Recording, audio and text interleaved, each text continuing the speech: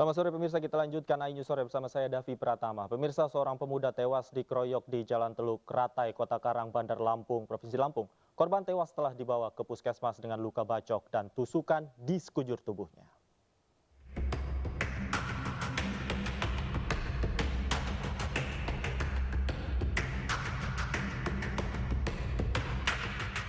Seorang pemuda tewas dikeroyok di Jalan Teluk Ratai, Kota Karang, Bandar Lampung, Lampung. Dalam rekaman kamera pengawas, korban dikejar dan dikepung oleh beberapa orang. Dua pelaku membacok dan menusuk korban. Warga sekitar yang mengetahui peristiwa pada Selasa sore ini melerai para pelaku. Namun sayang, saat dibawa ke puskesmas terdekat, nyawa korban Adi tidak tertolong lagi. Ya orang itu nggak kelihatan, jadi situ begini tangannya kayak yang itu. Kejang-kejang. Ya, kayak kejang-kejang, pokoknya kayak mau bela diri lah. Oh, masih mau melawan, tapi udah terkapar. Udah terkapar. Si pelaku itu ngapain ya?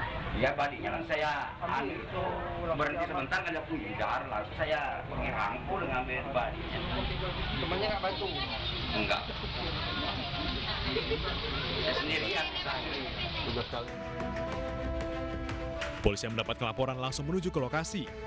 Kedua pelaku masih dalam pengejaran. Baik, untuk saat ini kita masih fokus untuk penanganan olah TKP, ya, sama-sama kita lihat penanganan TKP.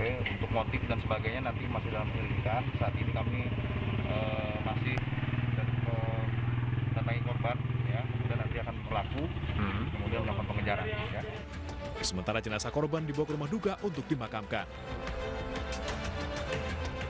Dari Bandar Lampung, Andres Avandi, iNews melaporkan. Terlibat baku tembak dengan polisi, seorang pengedar narkoba tewas dalam penangkapan. Pelaku juga merupakan buronan kasus penembakan seorang warga di Desa Rangkiling, Kabupaten Sarolangun, Jambi.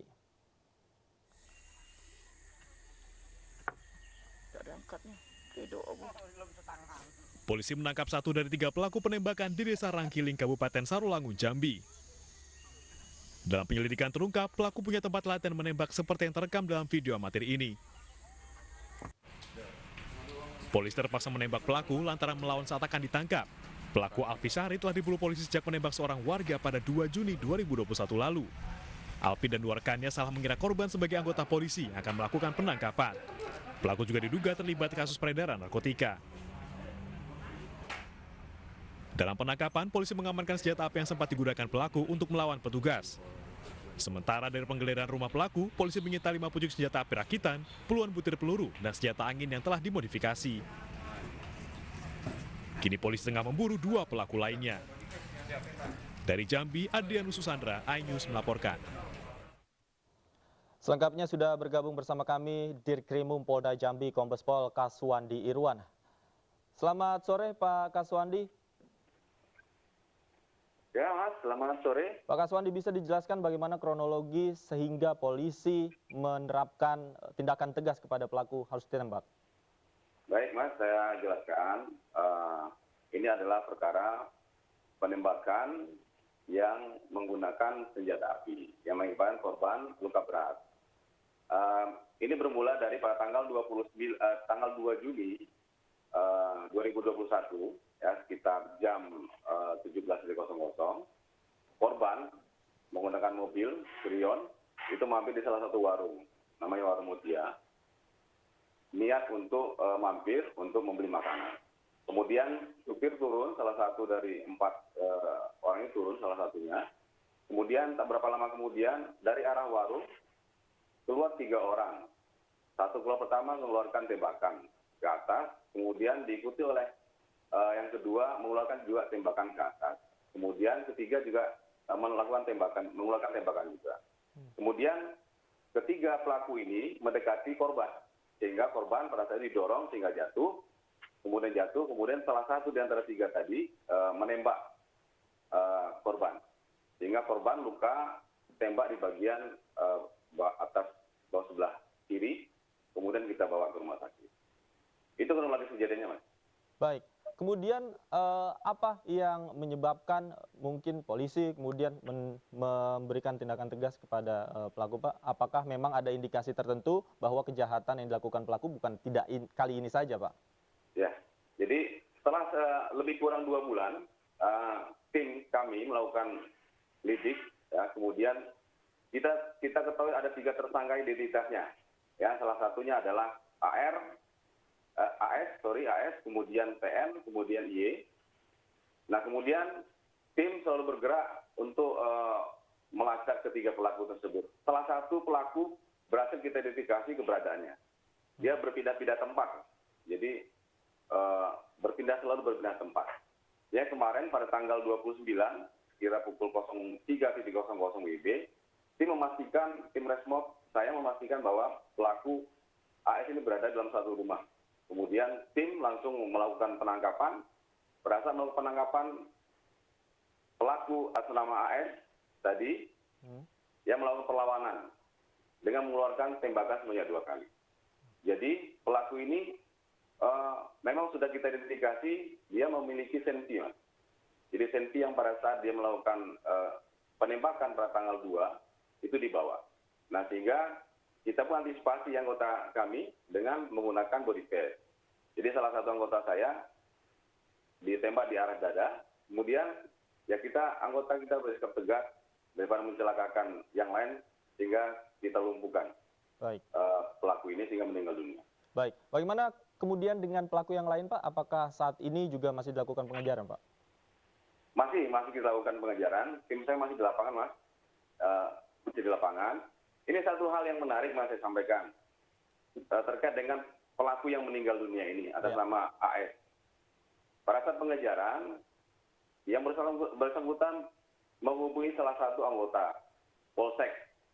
Ya, menghubungi bahwa dia mengatakan, saya tidak usah dikejar, saya tidak usah ditangkap. Kalau saya ditangkap, saya akan melakukan perlawanan. Nah, itu. Baik. Jadi pada saat penangkapan kita harus selalu hati-hati. Terkait dua pelaku yang masih DPO, tim masih bekerja. Ya, mudah-mudahan segera dapatlah karena 3 pelaku ini sangat meresahkan warga di sekitar Rangkiling, Mandiangin, Tarulangun. Baik, kita tunggu perkembangan kasusnya seperti apa. Terima kasih Kombes Pol Kaswandi sudah bergabung bersama kami di iNews Sore. Selamat sore. Pemirsa, berhati-hatilah saat Anda menggunakan media sosial. Di Bandung, Jawa Barat, seorang pria ditangkap karena menipu korbannya sebesar 250 juta rupiah. Pelaku menggunakan foto wanita agar korbannya kepincut dan mentransfer sejumlah uang. Bahkan sampai sudah saling tukar kurang lebih berbekal 2 foto wanita yang diambil dari laman media sosial TikTok, tersangka DK berhasil menipu korbannya. Tak tanggung-tanggung, uang sebesar 250 juta rupiah berhasil digondol dalam 3 kali transfer. Foto dari media sosial ini digunakan pelaku sebagai foto profil di akun media sosial dengan mencatut nama seorang model wanita. Korban yang disasar adalah pria yang dianggap mapan dalam ekonomi. Sebelum melancarkan aksinya, pelaku terlebih dahulu meneliti profil korbannya, kemudian bertukar nomor handphone dan berkomunikasi. Pelaku kemudian menjanjikan korban namun harus mentransfer sejumlah uang. Ya, benar, sehingga dengan melihat namanya hampir sama, korban terpengaruh, terbujuk, kemudian terjadilah transaksi kurang lebih 3 kali transaksi dengan nominal 250 juta. Untuk mengelabui korbannya, DK menggunakan nomor rekening istri untuk tujuan transfer sehingga korban tidak curiga dan berkomunikasi dengan seorang wanita. Kini DK harus mempertanggungjawabkan perbuatannya dan terancam hukuman 7 tahun penjara. Dari Bandung, Jawa Barat, Mujib Prayitno, iNews melaporkan. Polisi menangkap 7 pelaku pencabulan seorang anak di bawah umur di Bolang Mongondo, Sulawesi Utara. Sebelum dicabuli, korban dipaksa minum minuman keras.